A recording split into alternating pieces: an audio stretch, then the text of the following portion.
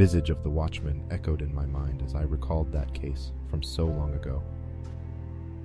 A serial killer was mutilating seemingly random people throughout the city, and it was suddenly my job to solve the crimes. Promoted days ago and thrust into the case of my career. The fiendish case was making headlines across the country and throwing the city into a state of constant terror. After sunset, most residents remained indoors, lest they want to preserve their unmutilated faces. None of the victims had any discernible connection to each other, besides suffering the same grisly death, their faces carved to shreds by what forensics determined to be a small knife. Victim identification was only possible through missing person reports and dental records.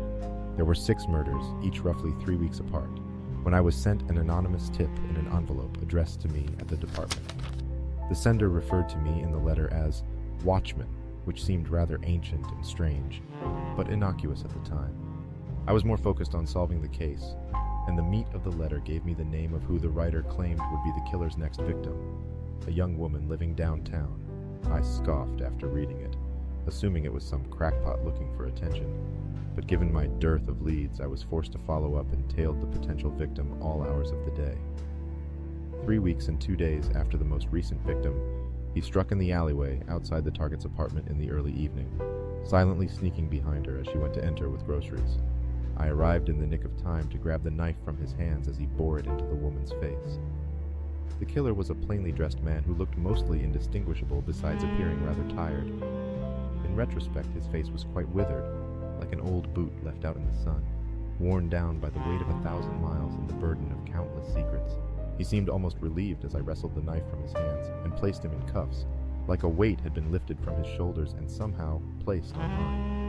In the interrogation room, while speaking calmly and quite confidently, I pegged him as a lunatic given his outlandish claims.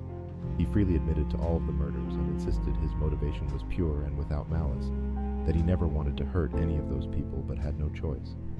A cult, he asserted, was attempting to steal the faces of people in the city in order to revive their ancient deity. A former member of said cult, he had obtained a list of targets who had the qualities necessary for the old god's resurrection. Fearful, and seeing an apocalyptic potential to the cult's plans, he defected and went on a gruesome crusade to keep those faces from their grasp. I stared in disbelief. The cosmic horror of it all was outside my realm of comprehension at the time. The more plausible answer was that he was simply out of his mind.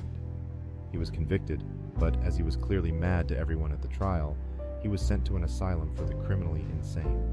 As I respected his belief that he saw himself as a good man and had regarded me with the utmost respect since his capture, I obliged his request for a word before being sent away. "Beware," he said. "There's a prophecy among the cult that the revival of their savior will be born upon the visage of the Watchman." This meant nothing to me at the time, and I simply nodded as though I understood. Drifting back to that memory, I knew the murderer was not insane. I didn't condone his methods, but after the things I'd seen, I believed he had done what he thought was right. I took my leave of the half-faced man, leaving the interrogation room, knowing what needed to be done.